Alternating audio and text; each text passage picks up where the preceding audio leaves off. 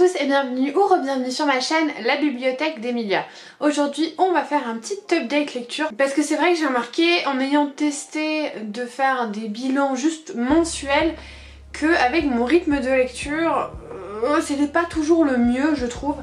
Et parler de livres que j'ai lus il y a un mois ça me semble un peu... j'oublie plein de choses quoi. Donc je me suis dit pourquoi pas vous faire des bilans du milieu de mois quand j'ai assez de livres à vous parler, enfin du moins des updates pour vous dire ce que j'ai pensé de ces livres et juste en parler très rapidement dans le bilan du mois. On va voir comment ça évolue, mais en tout cas voilà, je sentais que parler de livres que j'avais lus il y a plus d'un mois c'était pas forcément la manière dont j'avais envie de faire. Je filme ce bilan le 15, donc on est vraiment à mi-mois et j'ai déjà lu 6 livres. Bon, et il y en a un, c'est une lecture audio, je l'ai presque fini. Donc bon, je le mets pas encore parce que je l'ai pas terminé, mais c'est vrai que du coup il y a des choses qui m'ont pris pas mal de temps parce que c'était quand même 18 heures d'écoute. Il me reste 3 heures, donc on va dire que j'ai fait le plus gros, mais je l'ai pas terminé. Mais bon, c'est pas le sujet aujourd'hui, on va commencer par la première lecture que j'ai effectuée ce mois-ci. Et il s'agit de Walter Kurtz était à pied d'Emmanuel Brault et c'est publié chez Le Livre de Poche. Et si je me trompe pas, c'était publié chez Mu. Oui voilà, c'était publié chez Mu Édition avant d'être livre de poche. Alors là, on va suivre une aventure dystopique dans un monde où, en gros, pour gagner sa vie, il faut faire des kilomètres. Les maisons n'existent plus, les gens sont vraiment nomades et ils roulent tous les jours 500 à 1000 km par jour et chaque kilomètre leur apporte un cap-là, ça s'appelle, qu'ils peuvent dépenser ensuite pour se restaurer, pour dormir en station, pour réparer la voiture, enfin pour plein de choses. Donc on est vraiment dans ce monde où le nomadisme est la règle. Et en marge, ostracisés, on a les pieds qui sont des tribus qui sont jamais passées à l'ère de la voiture en fait et qui vivent comme un peu des autochtones dans leur coin. Et on va vivre la rencontre des deux mondes. Alors tout de suite, j'ai vraiment pas aimé ce roman. Et c'est super frustrant parce que le premier du prix des lecteurs je l'ai abandonné, le deuxième je l'ai fini mais difficilement et celui-là je l'ai terminé parce qu'il fait même pas 300 pages mais j'ai levé les yeux au ciel mais un nombre incalculable de fois. Alors on va commencer par le positif, enfin positif. Parce qu'il peut être perçu comme positif, c'est-à-dire qu'ici on est vraiment dans une satire du capitalisme mais pure et dure, vraiment l'auteur il va pas par quatre chemins, hein. C'est la consommation, la consommation, la consommation. Sauf que les personnes qui vont vous dire qu'ils l'ont adoré vont surtout mettre ça en avant, je pense. Mais pour moi, il y a d'énormes défauts dans ce livre, mais un nombre mais incalculable. Déjà, je trouve que c'est bien de vouloir faire de la dystopie pour critiquer. Hein, c'est très bien, ça marche très bien de temps en temps. Mais il faut que le monde soit cohérent. Il faut qu'il y ait une explication à comment on en est arrivé là. Pourquoi ça marche comme ça? Et moi j'avais plein de questions, genre, et si on est en panne d'essence, comment on fait? Ça arrive? S'il n'y a plus de carburant, qu'est-ce qui se passe? Dans une planète en plus où la course à l'énergie est plus que... Enfin, c'est plus que d'actualité quoi. Et il y a plein de questions comme ça, et je me suis dit, mais ça n'a pas de sens, c'est impossible, c'est pas envisageable. Et en fait l'auteur n'apporte aucune réponse sur comment on en est arrivé là, et moi ça m'a vraiment gênée là-dedans. Parce que j'aime bien dans mes dystopies qu'en fait on nous explique ce qui s'est passé, comment on en est arrivé là, pourquoi, et j'ai l'impression que l'auteur a vraiment fait l'impasse là-dessus. Autre chose, si vous n'aimez pas les voitures, ne lisez pas ce livre. Parce que la première partie c'est bourré de détails sur la carrosserie, sur les moteurs, sur les roues. Alors pour un passionné voiture ça doit être génial ça, hein. Franchement à lire ça doit être super sympa. Mais moi qui clairement mon quart le coquillard, à chaque fois qu'il y avait une description de voiture je levais les yeux au ciel, j'étais là genre encore. Et en fait les problèmes ne s'arrêtent pas là, c'est que je trouve qu'il y a un sexisme horrible dans cette histoire et qui ne sert même pas à l'histoire, c'est genre vraiment l'auteur peint ses personnages féminins genre... Voilà. Et il y a des scènes glauques au possible mais qui n'apportent rien à l'histoire encore une fois. En fait, moi je pense que les scènes glauques, les scènes dures, les scènes de torture, de viol, de tout ce que vous voulez, ou même des scènes un peu dérangeantes, ça doit servir à l'histoire. Mais là... En fait, à part faire du choc pour faire du choc, pour moi ça ne servait pas à l'histoire. Et c'est pour moi un gros problème là-dessus. Et mon dernier problème, et que je trouve est le plus gros, c'est qu'on fait une caricature du capitalisme. Et il y a un soupçon, voilà, de problème au niveau des sectes, au niveau du communautarisme, enfin de plein de choses. Et le problème, c'est qu'au lieu de créer une société juste en marge, et que le personnage principal apprenne de cette société et grandisse et essaye de réfléchir sur sa propre condition, ça aurait été super intéressant. Mais là, les pieds, c'est des barbares. C'est vraiment, il les décrit comme des barbares, comme des hommes de Cro-Magnon presque, enfin des siècles d'évolution en arrière. Il n'était pas obligé de les faire comme ça, il pouvait juste les faire près de la nature, très presque hippie un petit peu, utopique ou des choses comme ça. Mais non, il les décrit vraiment comme des barbares. Et du coup, ben... En fait, il y a une... Trigger warning, hein, mais il y a une scène de viol organisé dans cette tribu, en fait, tout simplement. Consenti, mais viol quand même. Enfin, c'est un peu compliqué. En fait, c'est une cérémonie où, en gros, pour que la femme soit acceptée dans la communauté, on la viole à ses 16 ans ou quelque chose comme ça. Enfin, ok. What? Genre, et vraiment, j'ai trouvé que ça c'était un gros problème là-dedans, en fait. Parce que tout l'intérêt du récit, ça aurait été d'apprendre, de prendre un peu des deux et d'essayer de ramener ces communautés ensemble. Et en fait, et pas du tout, clairement pas du tout. Et la fin, ça s'arrête genre boum, boum, voilà. Voilà, si jamais vous l'avez aimé, vraiment désolée. Hein. Vraiment désolée. C'est pas une attaque contre vous, vraiment. C'est pas une attaque contre vous, contre vos goûts de lecteur ou quoi que ce soit. Mais moi, je me suis sentie très mal à l'aise en lisant ce livre. Voilà. Ensuite, on va passer sur du plus positif, puisque j'ai lu Le Chant s'élève de Samantha Shannon, le tome 3 de la série The Bone Season. Et donc là, je vous rappelle qu'on est dans un univers action où Paige est une marche-rêve, c'est-à-dire qu'elle manipule l'éther qui est un petit peu ce film, cet entre-deux entre la vie et la mort qui peut contenir les esprits, la cartomancie, lire dans les pensées des gens, prendre possession des gens, enfin voilà, cette manipulation de l'éther permet certaines capacités. Dans le monde de Sion, les clairvoyants, donc ceux qui peuvent manipuler cet éther, ils sont pourchassés et ils se réunissent en pègre, donc en mafia un petit peu underground, pour pouvoir survivre et puis pour faire leurs affaires, hein, tout simplement. Et jusqu'au jour où Paige est capturée et emmenée dans une espèce de colonie pénitentiaire. Ça, c'est le résumé du tome 1. Tout ce que je peux vous dire sur le pitch un petit peu du tome 3 sans trop vous spoiler, c'est qu'on retrouve Paige qui doit gérer à la fois sa nouvelle position et ses nouvelles alliances qui sont encore très fragiles pour essayer de mener son but à bien et essayer de renverser les desseins de ceux qui veulent éradiquer les clairvoyants. Je pense que j'ai pas trop spoilé, c'est le mieux que je puisse faire. Qu'est-ce que j'en ai pensé de ce livre? Alors déjà je suis très contente parce que cet après-midi je vois Samantha Shannon en dédicace pour le 4e tome, donc déjà j'ai trop hâte. Et ce que j'aime beaucoup dans cette saga, c'est que vraiment pour moi elle s'améliore de tome en tome. C'est un grand cru pour moi qui, voilà, chaque tome est de mieux en mieux. Je sais pas si vous vous en rappelez, mais le premier n'a pas été un coup de cœur parce que j'ai trouvé que c'était un peu indigeste de rentrer dans ce monde un peu compliqué où tout nous était balancé comme ça vite fait, et j'avais eu du mal à rentrer dedans parce que je comprenais pas forcément le monde, je comprenais pas forcément le système de magie et j'étais un peu perdue. Le 2 avait été mieux, mais pas un coup de cœur, mais mieux, et celui-là il est vraiment pas encore un coup de cœur, mais c'est un très bon tome. Il y a plein de choses que je reprochais aux 2 premiers tomes qui ont été corrigées. Par exemple, je trouve que Paige est vraiment beaucoup plus mature, elle prend des décisions beaucoup plus réfléchies, elle fait les choses comme il faut. Alors évidemment, hein, elle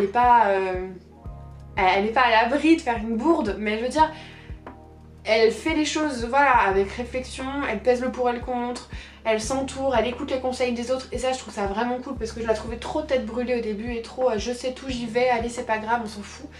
Et j'ai trouvé ça vraiment bien. Aussi je trouve que l'action est homogène sur tout le livre, ce qui fait qu'on s'ennuie pas. Il y avait dans les 2 premiers tomes des petites longueurs qui fait qu'il y a des moments, voilà, il se passait pas grand chose, c'était plutôt la parlotte. Et voilà, c'est des passages que j'aimais un peu moins. Et là, je trouve vraiment que... Alors évidemment, il y a des pics d'action, mais que voilà, l'action continue tout au long du livre. On s'arrête jamais. Ce que je trouve génial aussi, c'est que les tomes sont pas du tout calqués les uns sur les autres. Et qu'à chaque tome, l'autrice, vraiment, elle se réinvente. Elle va dans une toute autre histoire, dans une toute autre dynamique. Elle change les personnages constamment, en fait. Les personnages principaux sont constamment dispatchés. Et je trouve ça vraiment intéressant parce qu'au final elle nous garde captivés malgré le fait qu'on soit dans des endroits nouveaux avec des nouveaux personnages et qu'on suive pas voilà, cette même petite bande tout le long avec voilà, un voyage linéaire, j'ai envie de dire. Et je trouve ça vachement intéressant ce qu'elle a fait là-dedans. Mon seul petit point, voilà, c'est que je trouve que ça manquait de scènes entre Paige et Arcturus, donc le gardien. Mais vu qu'à la fin il y a une petite nouvelle de 100 pages où ils sont tous les deux, bah forcément ça s'est rattrapé un petit peu. Je pense que s'il n'y avait pas eu ça, j'aurais vraiment souffert de ce manque de scène entre les 2 personnages principaux qu'on suit. Mais vu qu'il y a la petite nouvelle à la fin, ça va. Ça rattrape un petit peu le coup. Je trouve aussi très intéressant le fait que chaque ville est vraiment dictée par ses coutumes, ce qui montre, comme dans la vraie vie en fait, que chaque endroit, même s'il est réglé par un ensemble de lois communes à tout un territoire, est vraiment rythmé par ses coutumes, par ses us. Et je trouve ça super intéressant que toutes les pègres n'aient pas le même mode de fonctionnement. Pareil pour les citadelles, elles se gèrent différemment et je trouvais ça vachement cool. Par contre attention, il y a des scènes de torture qui sont quand même pas évidentes, je trouve. J'en ai déjà lu et ça m'a mis très mal à l'aise de les lire. Donc si jamais vous êtes sensible à ça, faites attention, il y a des scènes de vraie torture à l'intérieur. Elles sont cependant très bien faites, hein, mais voilà, au cas où. Ensuite on va passer à un petit cozy mystery puisque j'ai lu Une pilule difficile à avaler, donc le tome 2 de Bretzel et Beurre Salé de Margot et Jean Lemoal, publié chez Calman Levy.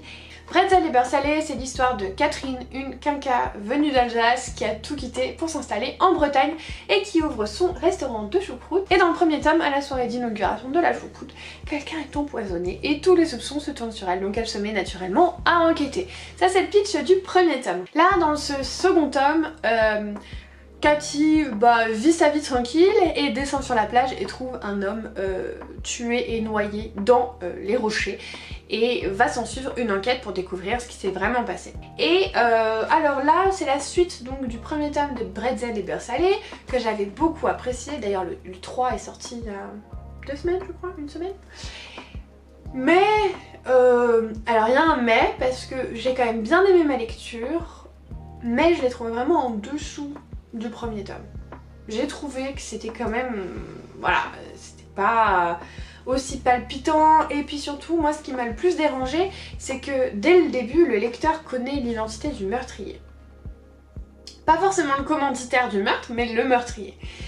Ce qui fait que j'ai trouvé que l'enquête était moins accrochante, moins palpitante, on était moins à se dire « Ah, qui est le meurtrier ?» parce qu'on le sait déjà. Et même si Cathy, elle ne le sait pas, nous on le sait. Donc je vous disais, vu que nous on connaît le meurtrier, j'étais moins emballée, j'étais moins à fond, voilà, j'ai un peu décroché sur le côté enquête. Après il y a des très bonnes choses, moi je trouve que Cathy elle est vraiment sympathique alors qu'elle pouvait être un petit peu agaçante dans le premier tome, que tous les personnages sont encore ultra agréables à suivre, enfin voilà, c'est que des personnages qu'on a envie de prendre dans ses bras, de chouchouter, enfin voilà, c'est typique du cozy mystery. Et par contre voilà, à la fin on sait qui est le commanditaire des meurtres, mais vu que j'étais pas du tout happée dans l'enquête, pour moi c'est sorti un petit peu d'un chapeau. Voilà, c'est genre oh tiens le meurtrier. Et j'ai fait ah bon, ah oui parce que vous cherchez un meurtrier, ah ok d'accord.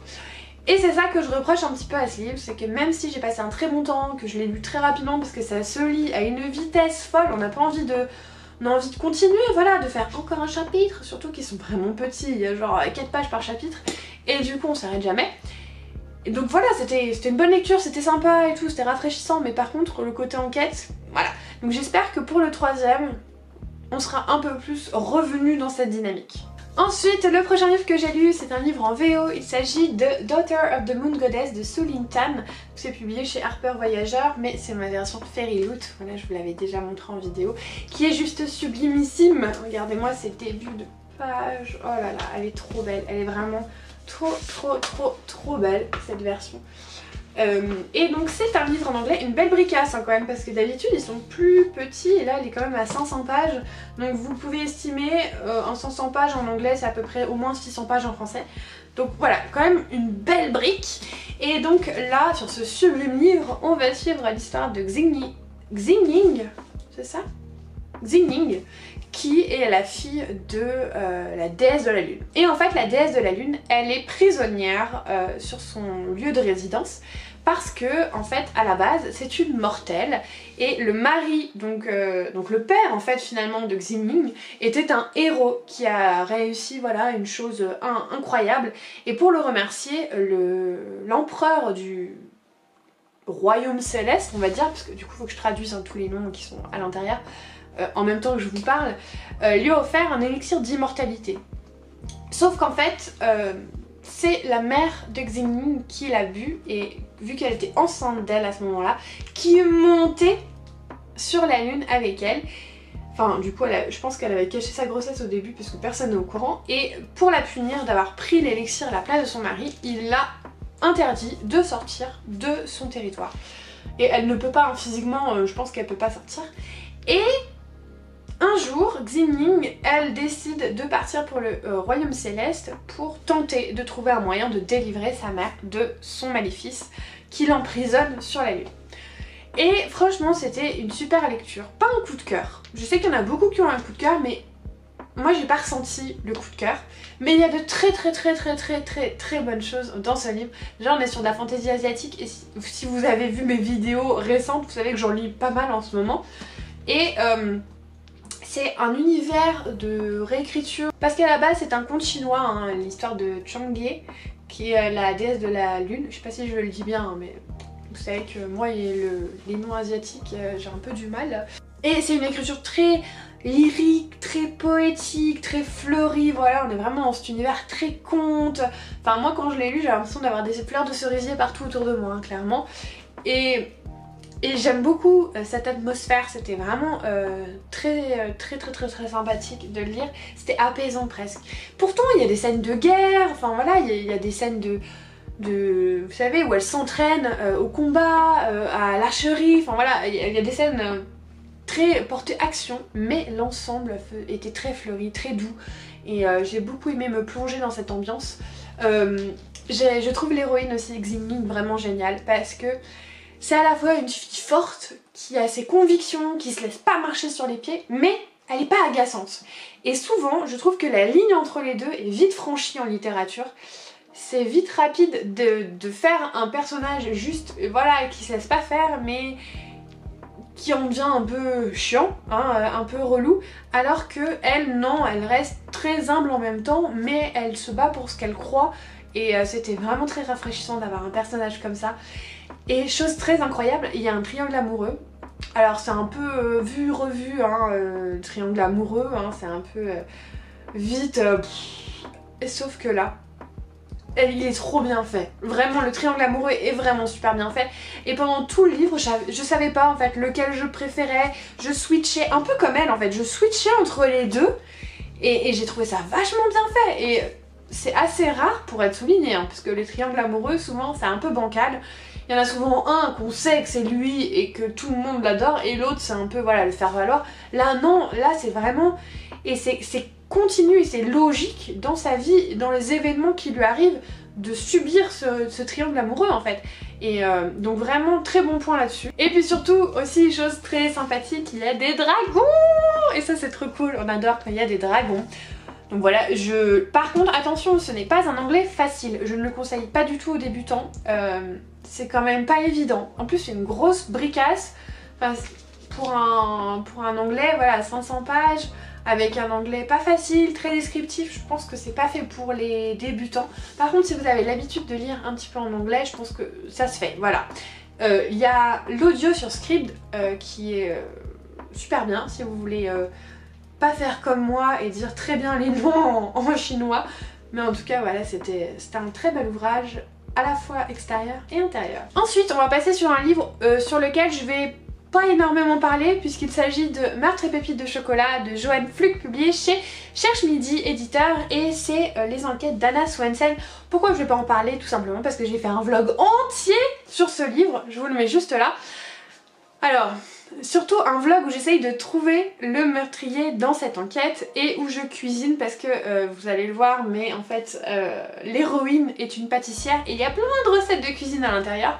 Du coup, pour tout ce qui est mes ressentis par rapport à l'enquête, par rapport au meurtrier, par rapport aux recettes, je vous laisse aller voir mon ancien vlog. Mais plus rapidement, je vais vous parler donc de cette histoire. On suit Anna Swensen, donc, qui est pâtissière dans une petite ville de Eden Lake. Oui, c'est ça? Ou Lake Eden? Parce qu'il y a un petit jeu là-dessus, Eden Lake. Et en fait, un matin, elle trouve un de ses collaborateurs, enfin une personne avec qui elle travaille, complètement mort dans la rue comme ça. Et bah elle est perturbée parce qu'elle a jamais vu qu'une meurtre, enfin c'est une première dans sa petite ville sans histoire, où elle fait juste plein de cookies tout le temps. Et son beau-frère est policier et il va lui demander d'enquêter. Alors pourquoi il va lui demander d'enquêter? Et ça, j'ai trouvé ça vachement intéressant, parce que il dit qu'en gros, vu que lui il est policier, il y a certaines confidences qu'on lui ferait pas forcément, et que les petits cancans, les petits ragots, eh ben il pourra pas forcément les entendre, alors que Anna, qui est un petit peu une figure dans le village, qui tout le monde vient se restaurer, acheter des cookies chez elle, elle serait peut-être plus à même d'entendre certaines petites infos. On a été coupé, j'avais plus de batterie, j'espère que j'arriverai à finir cette vidéo parce que je ne vais pas avoir le temps de la faire charger un peu plus. Mais donc j'ai vraiment apprécié les personnages parce que j'ai trouvé qu'il y avait vraiment une utilité déjà à Anna dans l'enquête. Et puis comme souvent avec les Cozy Mystery, tous les personnages sont sympas, sont accueillants, sont positifs. C'était vraiment une lecture très doudou.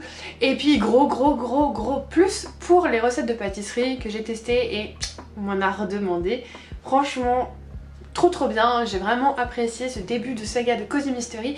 J'en cherchais une nouvelle et là je pense que je vais me plonger à fond dedans. J'espère en tout cas que ce nouveau format où j'ai essayé de mener l'enquête, ça vous a plu. J'ai eu des super retours dessus, donc je suis vraiment contente parce que j'ai adoré faire ce genre de vidéo. Donc je vais en refaire avec la suite assez rapidement, je pense. En tout cas voilà, c'était, j'en dis pas trop plus parce que j'en ai déjà beaucoup dit dans mon vlog, mais c'était une enquête qui était sympa parce qu'elle était à la fois logique mais aussi surprenante. Et sans vous dire si j'ai réussi à trouver le meurtrier, sachez que j'ai beaucoup aimé la fin et la résolution de l'enquête. Et enfin, dernier livre que je vais vous présenter, il s'agit de These Violent Delights de Chloé Gong, donc publié chez, moi j'ai la version All Cray, donc McElderry Books. Et très joli livre, oui. Qu'est-ce que c'est These Violent Delights? C'est tout simplement une réécriture de Roméo et Juliette qui se passe à Shanghai dans les années 1920, donc en pleine guerre des gangs, montée du communisme, tout ça. Et il y a un virus étrange qui se propage par les insectes et qui fait que les personnes infectées se mettent à s'égorger avec leurs doigts, hein, leurs griffes eux-mêmes. Et donc on va suivre Romain Montagov et Juliette Kai, qui sont deux amants maudits qui ont été amoureux par le passé mais qui maintenant se détestent suite à des revanches de gangs qui se sont passées dans le passé. Et ils vont essayer de mener l'enquête tous les deux pour savoir qu'est-ce qui se passe, d'où ça vient et surtout comment ils peuvent l'empêcher. Donc voilà, c'est un roman d'ambiance, hein. Attention, pour les personnes qui n'aiment pas les romans d'ambiance, passez votre chemin parce qu'il est très descriptif. Après moi j'aime beaucoup tout ce qui est Adi Larue, La mer sans étoiles, même si je l'ai pas terminé, et d'ailleurs faudrait que je le reprenne d'ailleurs. Mais tous ces romans comme ça, bien d'ambiance, j'aime beaucoup. Et là on est clairement dans l'ambiance gang, dans l'ambiance presque prohibition, dans l'ambiance le communisme, la guerre des gangs et tout. Enfin c'est ultra bien retranscrit, ce qui fait qu'on est vraiment plongé là-dedans. Et puis ben voilà, c'est l'histoire de Roméo et Juliette quoi. Et bravo à l'autrice parce qu'elle a réussi à réimplanter des éléments phares de l'histoire, par exemple la scène du balcon, tout en leur donnant une toute autre tournure. Et ça franchement bravo parce que c'était pas gagné. Juliette est très très loin de la Juliette de Shakespeare, bien que dans l'œuvre originale quand même elle se suicide hein, elle-même de désespoir, mais là Juliette c'est une badass quoi, enfin je veux dire c'est l'héritière du gang des Scarlett. Elle y va pas main morte, elle sait se battre, elle sait ce qu'elle veut et c'est vachement cool d'avoir une héroïne comme ça, alors que Romain, a contrario, je trouve qu'il est beaucoup plus doux, beaucoup plus lisse et ça c'est très drôle parce que du coup comment dire, les clichés un peu de genre s'inversent, mais voilà, on suit cette histoire. Alors on la suit pas en entier parce que c'est une duologie. Ma copine Caro d'ailleurs, que je remercie, m'avait indiqué, bah après c'est écrit aussi dans les remerciements à la fin, mais qu'à la base c'était un seul gros bébé et que les éditeurs ont eu un petit peu peur et ils l'ont splitté en deux. Du coup c'est une duologie et d'ailleurs je vais lire avec Caro la suite très prochainement. Parce que on finit, bah voilà, on a envie de lire la suite quoi. Et puis je pense que les romans d'ambiance en plus c'est bien de les lire pas trop longtemps après, parce que du coup je vais direct me replonger dedans, alors que sinon ça aurait été un peu brutal je pense si j'attendais trop. Donc voilà, on suit une histoire d'amour, on suit des gangs, on suit du trafic de drogue, on suit un monstre, on suit une maladie qui terrasse les populations, qu'importe d'ailleurs qu'elle soit. Et la petite révélation de fin, je l'avais vu venir par contre. Je me doutais que cette personne était louche. Je m'en doutais! Du coup ça m'a pas trop surprise, mais c'est pas grave parce que c'est pas ce que je recherchais dans ce roman. Ce que je recherchais dans ce roman c'était de l'amour à la haine, de la haine à l'amour, de l'ambiance, et puis c'est vachement bien écrit, franchement. C'est vachement... Alors attention aussi hein, là, ne lisez pas ça si vous n'avez jamais lu l'anglais, parce que clairement vous allez déprimer, vous allez arrêter au bout de 10 pages. C'est de l'anglais compliqué, voilà. Moi-même d'habitude l'anglais classique, YA on va dire, je le lis quasiment, voire aussi vite que de l'anglais français, que du français. Ça j'ai fait le petit escargot hein, pour le lire. Alors après ça se déguste hein. Mais voilà, sachez que ne le lisez pas si vous êtes vraiment novice parce que vous allez vous perdre. Mais elle écrit divinement bien cette jeune fille, elle est encore à l'école. Enfin, c'est son premier roman, moi je suis ultra épatée et ébahie par ce qu'elle a fait. Enfin voilà, c'est un très bon roman. Je me dépêche un peu parce que j'ai peur que la caméra coupe. Mais en tout cas, si jamais vous aimez les histoires d'amants maudits, que vous savez lire en anglais et que vous êtes intrigué comme moi par cette ambiance, voilà, de guerre des gangs, allez-y. Mais surtout, attention, hein, il faut aimer les romans d'ambiance, sinon c'est pas fait pour vous. Mais sinon, c'est vraiment une petite pépite celui-là, il est vraiment une superbe histoire et une superbe réalisation. Voilà, je suis désolée, j'ai un petit peu speedé sur la fin, mais c'est parce que j'ai peur de plus avoir de batterie. J'espère qu'en tout cas ça vous a plu, qu'il y a des titres qui vous ont intéressé. Encore une fois, je le redis, c'est super important, mais mon avis n'engage que moi. Je ne pense pas qu'un livre est mauvais quand je ne l'aime pas, c'est juste que on a tous des sensibilités différentes, on a tous des attentes différentes, on a tous des points qui nous choquent, qui nous embêtent différents. Et voilà, c'est comme ça, il en faut pour tout le monde, il faut que tout le monde puisse lire ce qu'il aime et ce qu'il a envie. Et c'est normal qu'on n'aime pas tout, donc s'il vous plaît, ne le prenez pas personnellement si je dis quelque chose que vous n'avez pas apprécié sur un livre que vous avez apprécié. Et en échange, si jamais vous n'aimez pas un livre que moi j'ai adoré, bah c'est comme ça, hein, je veux dire, on n'aime pas tous la même chose.